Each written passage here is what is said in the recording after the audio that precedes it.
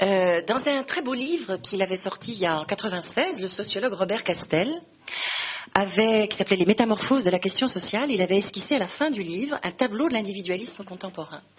Il avait montré que, grosso modo, il y avait une espèce de dichotomisation de l'individualisme contemporain, avec d'un côté ce qu'il appelait les individus par excès, et de l'autre côté les individus par défaut. Et lui, il ne développait que les individus par défaut. Et les individus par défaut, c'est les individus qui sont tellement privés de tout, qui sont sortis du système, qui n'ont plus de cadre, qui n'ont plus de liens sociaux surtout, que du coup, ils ne sont plus des individus au sens plénier du terme, parce que pour pouvoir être un individu dans la société, il faut justement avoir un minimum de biens, de propriété pour pouvoir exister, et que ces individus-là, et c'est bien le devant de la scène complètement, étant privés de tout ça, étaient des individus par défaut de cadre, par défaut de ce qui permet d'être un individu, et donc ils n'étaient plus que des individus par défaut, et donc pas des individus au sens plein du terme. Alors, il esquissait simplement la notion d'individu par excès. On retrouve dans cette notion par défaut, par excès, là où ces deux extrêmes que déjà dans l'Antiquité Aristote situait en disant que justement la vertu, c'était le juste milieu, le ni trop peu, ni l'excès, ni le manque, etc. Donc là, comme si notre époque contemporaine ne pouvait plus vivre que sur ces deux extrêmes.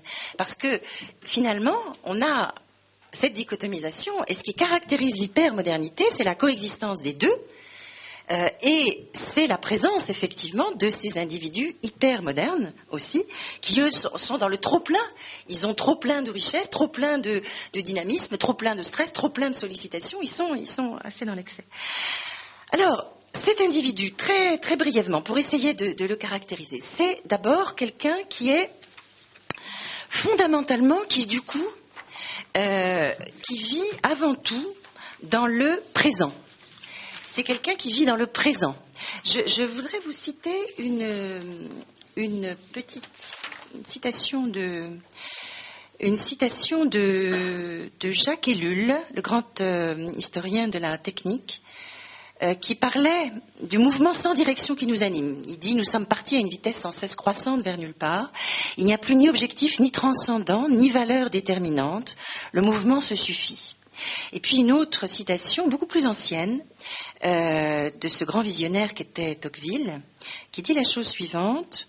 Aussitôt à propos de l'homme qu'il observait, l'homme du Nouveau Monde qu'il observait, aussitôt qu'ils ont perdu l'usage de placer leurs principales espérances à long terme, ils, ces nouveaux hommes, sont naturellement portés à vouloir réaliser sans retard leur moindre désir, et il semble que du moment où ils désespèrent de vivre une éternité,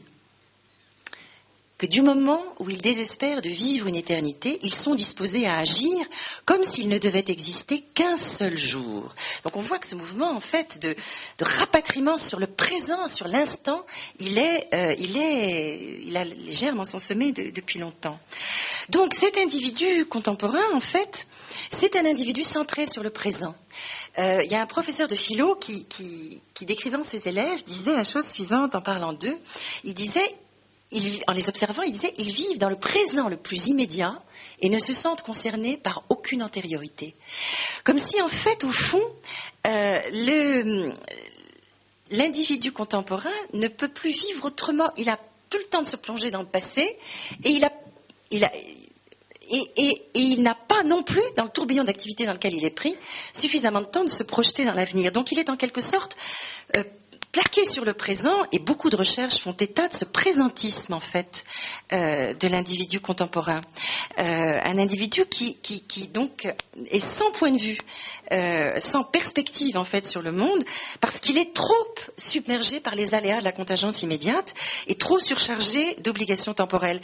Donc il n'arrive plus à se penser sur le plan de l'intentionnalité ou du projet, sauf peut-être en ce qui concerne la prévention des risques, où il y a encore, effectivement, une projection, mais pas du tout assez. Et on voit bien à quel point certains grands pays se soucient comme d'une guigne de ce qui peut se passer à ce niveau-là. Je pense à la non-signature du protocole de Kyoto par les États-Unis, entre autres.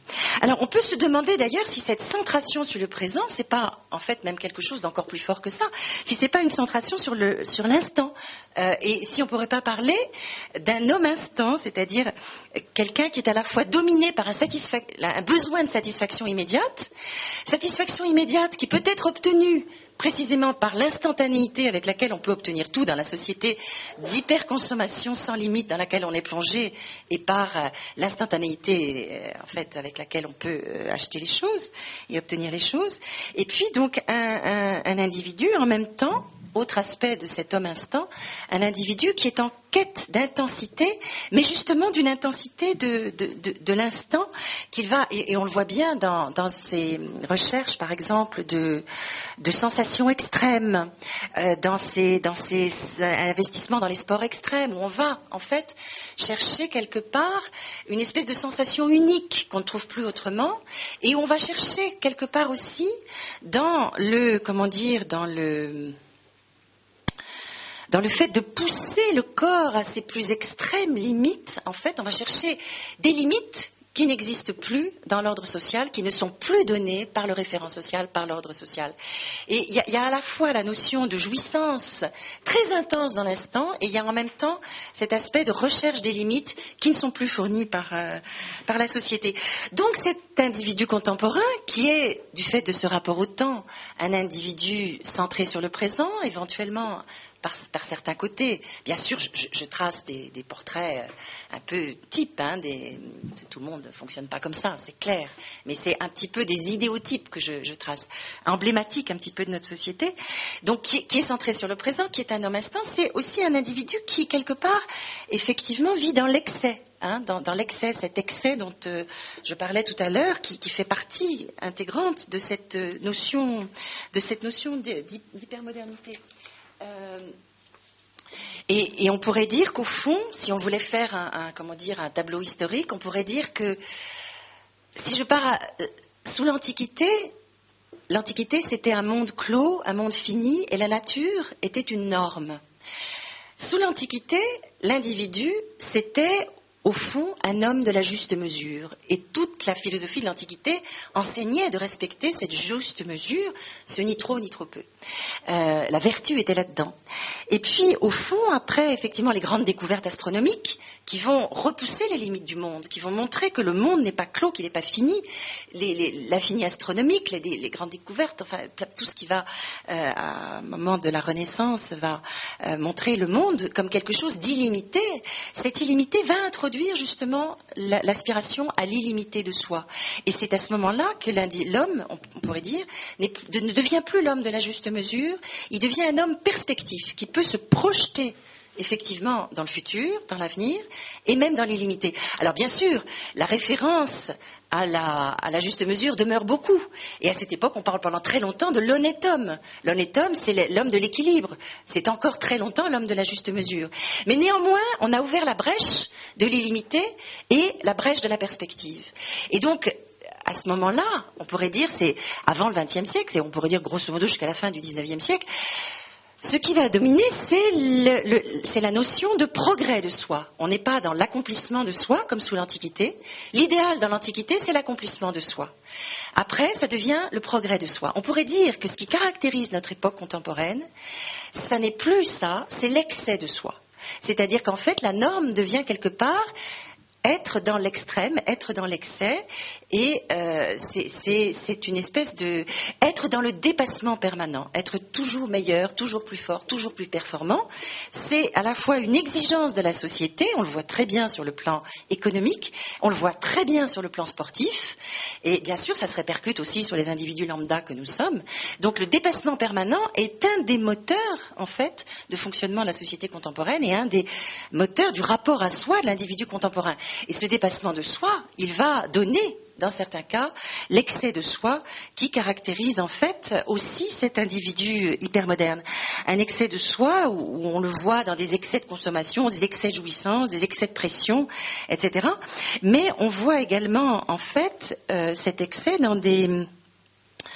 Je parlais tout à l'heure de la recherche de l'instant et du sport de l'extrême aussi, etc. Et cet excès de soi ou cette notion d'excès, on le voit aussi dans les pathologies contemporaines, qui sont souvent des pathologies de l'excès. On a, par exemple, je pense aux pathologies de la défense des toxicomaniaques, des pathologies aussi emblématiques de l'hypermodernité que les pathologies de l'anorexie d'un côté et de la boulimie de l'autre, avec effectivement cette survenue des obèses d'un côté et des anorexiques de l'autre, comme si notre société était... Je parlais tout à l'heure de l'individu par excès, l'individu par défaut, ces deux extrêmes de la société hypermoderne. Eh bien, dans les pathologies, on retrouve ça. D'un côté, effectivement, des anorexiques qui vont on est dans la rétention extrême. De l'autre côté, des boulimiques qui sont dans la surconsommation extrême et dans une espèce d'impossibilité de s'arrêter de manger, de se remplir de cette façon-là. Voilà, donc on retrouve en fait cette notion d'excès dans plein d'aspects. Je voulais terminer, parce qu'il faut pouvoir laisser effectivement la place à des questions. Je voulais terminer par quelques mots également sur, après ce rapport au présent, après ce rapport à l'excès, dont j'ai dit un petit mot, quelques mots sur le rapport aux autres, en fait, dans la société contemporaine. Parce qu'au fond, on peut se demander, finalement, cet horizon à très court terme que j'ai décrit, cet horizon à court terme qui structure bon nombre des actions de l'individu contemporain, comment ça va se traduire dans la façon de rentrer en relation avec les autres et dans les échanges qu'il entretient avec eux? Eh bien, en fait, ce rapport aux autres, on peut dire qu'il est justement marqué par au fond, cette flexibilité des systèmes économiques contemporains, cette fluidité des systèmes économiques contemporains, on pourrait dire cette liquidité, pour reprendre le terme de Zygmunt Bauman dans ses travaux sur la société liquide. Et donc, cette fluidité, cette flexibilité et cet horizon à court terme, en fait, eh bien, tout ça, ça impose l'immédiateté, ça impose l'instantanéité des relations et ça met à l'écart l'éventualité, voire la capacité d'engagement dans le temps. Alors, on retrouve ça assez bien, justement, dans ce qui se passe, c'est-à-dire qu'au fond, j'avais dit tout à l'heure que je dirais un mot de Richard Sennett, qui a écrit un très beau livre qui s'appelle The Corrosion of Character, qui a été traduit par Le travail sans qualité, mais dans lequel il montre précisément l'impossibilité de vivre des valeurs de long terme, par exemple fidélité, l'engagement, la loyauté, dans une société qui ne s'intéresse qu'à l'immédiat et dans lesquelles les exigences justement de flexibilité généralisée empêchent d'éprouver des relations sociales durables et d'éprouver un sentiment de continuité de soi. Et un sentiment de continuité de soi, quand on est dans des entreprises qui sont constamment disloquées, constamment restructurées, et qu'on est obligé soi-même effectivement de bouger sans cesse, eh bien, ces sentiments-là, on a du mal à les vivre. Et dans son livre, Sennett rencontre plutôt un jeune consultant qu'il a connu quand il était enfant. Et ce jeune consultant lui dit à quel point il mène cette vie-là, il mène cette vie de flexibilité, de changement, de déménagement, de restructuration. Et il dit qu'il est consterné parce qu'il se rend compte qu'il n'arrive pas à transmettre à ses enfants ces valeurs de long terme dans lesquelles il a été éduqué et auxquelles il tient. Et Sennett montre que c'est plus possible de les vivre effectivement à ce point, ces valeurs de long terme, dans un contexte effectivement aussi important. Et on s'aperçoit également, toujours sur cette dimension du rapport aux autres, que au fond, les engagements durables et attachants s'effacent devant des rencontres brèves, des rencontres éphémères, des rencontres interchangeables, où les relations ça commencent souvent aussi vite qu'elles cessent. On a bien sûr des exemples de ça avec les rencontres sur Internet, bien sûr. On a le sentiment que c'est beaucoup plus facile de nouer des liens. Il y a des connexions beaucoup plus nombreuses, mais les mailles du filet qui est formé par le filet social qui est formé par ça sont beaucoup plus fragiles et que ça peut se casser à tout moment. Beaucoup plus de connexions, mais beaucoup plus de fragilité. Le rapport donc aux autres, c'est dans cette société hypermoderne un rapport dans lequel les liens sociaux sont plus nombreux, beaucoup plus nombreux qu'avant, beaucoup plus faciles à établir, mais aussi donc plus fragiles. Et ce sont aussi des rapports aux autres faits, je citais Internet et les rencontres sur Internet, c'est des rapports aux autres faits de ce que Bauman appelle d'amour liquide. L'amour liquide, c'est pour désigner l'idée qu'on veut des relations qui soient à la fois intenses, des relations sûres, mais en même temps des relations qui soient révocables à tout instant et sur lesquelles il suffise d'appuyer sur le bouton Delete de son ordinateur pour faire disparaître à jamais la personne avec laquelle on vient de nouer une connexion ou qu'on a rencontrée, etc., dans les cyber-rencontres.